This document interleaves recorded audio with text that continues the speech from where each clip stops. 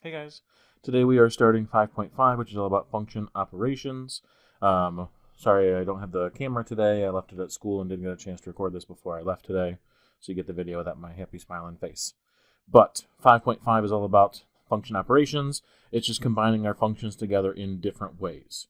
We've done all of these processes before with adding functions together, subtracting them, multiplying them, and dividing them. It's just putting it in the frame of function notation. So it's going to look a little bit different just in the setup, but the process itself should be very easy for us. So in our 4-box notes, we've got box 1 is addition. For function addition, we have f plus g of x, which is the same thing as just taking my function f of x and adding g of x to it. So for this first problem, we're asked to find first what's f plus g of x, and then evaluate f plus g of 4 if my two functions, f of x is 3 times the square root of x, and g of x is negative 10 square root of x. So for the first part, for just finding f plus g of x, just the generic form of it, we're just taking what I know f of x is equal to and adding g of x to it. So here I have like terms, I have like radicals. They're both square roots and they're both x underneath, so I can combine those together and end up with negative 7 square root of x. And that is what f plus g of x is. And I should have x in my answer for those ones. For part 2, finding, or I guess evaluating, f plus g of 4 is just taking that I have already simplified, negative 7 square root of x, and just replacing that x with 4. So I'll just go ahead and simplify that. We know that the square root of 4 is just 2. So we end up with negative 14 as my final answer. That's what f plus g of 4 is equal to. And that's as easy as addition gets, or I guess as difficult as addition gets. Subtraction, basically the same thing. We're taking f minus g of x, and it's just the same thing as f of x minus my g of x. So same general process. They're asking us to find f minus g of x and then evaluate f minus g of negative 2. Here we have to be careful with our function subtraction because order does matter, right? And we have to make sure we flip our signs. So if we're doing f minus g of x, that is going to be my f of x function, 3x cubed minus 2x squared plus 5 minus my function g, which is x cubed minus 3x squared plus 4x minus 2. So I have to make sure, since I'm subtracting that second term, those signs are going to get flipped. So my 3x cubed minus 2x squared plus 5 does not change, but this becomes minus x cubed plus 3x squared minus 4x plus 2. So when I collect up my like terms there, I end up with a total of 2x cubes, a total of 1x squared, a negative 4x, and a positive 7. So again, x cubes with x cubes, x squareds with x squareds, my x's all by themselves, and then my constants together. So that is my final simplification for what f minus g of x looks like. And then I can go ahead and do my evaluation. F minus g of x of negative 2 is simply plugging in a negative 2 in for x. So negative 2 times negative 2 to the third power plus negative 2 squared minus 4 times negative 2 plus 7. So now I'm just following order of operations. I should be evaluating all of my exponents first. So 2 times negative 2 cubed is negative 8. Plus this ends up being a positive 4. I can go ahead and multiply that next term. Negative 4 times negative 2 is a positive 8. My plus 7 doesn't change. 2 times negative 8 is a negative 16. And then I can combine those terms together. 4 plus 8 is 12, plus 7 is 19. So I end up with positive 3 in total.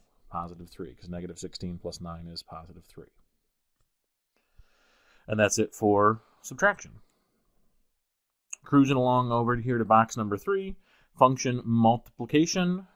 F times g of x is just like we would expect, f of x times g of x. Here, just remember, when we're combining terms together, we're going to have to follow our exponent rules. So if we're multiplying two things that have the same base, we have to combine those together using our exponent rules of adding the exponents.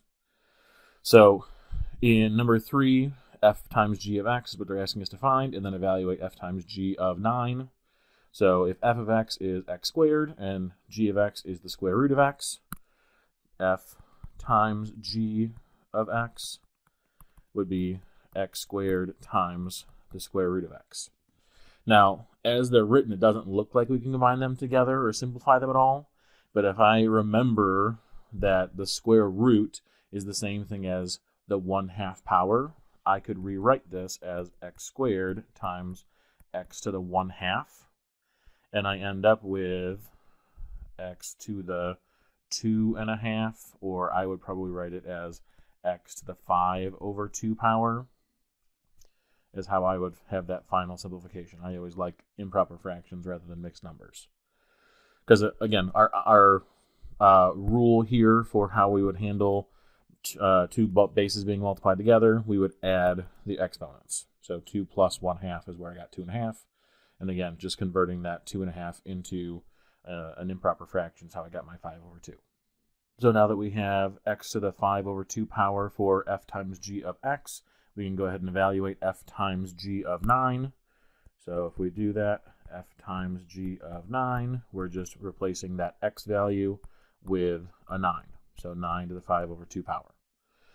You can use your calculator if you want to. If you're a shortcut person, 9 to the 5/2 power and hit equals. If you like using your noggin like I do, we know that we can convert that rational exponent into a radical. So we know that my top number becomes my exponent, my bottom number becomes my root. So this is the same thing as the square root of 9 raised to the 5th power, which we know the square root of 9 obviously is 3.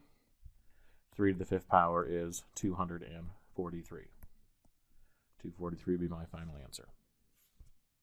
And that's function multiplication. Last but not least, function division. As you can guess, the process exactly as we would expect.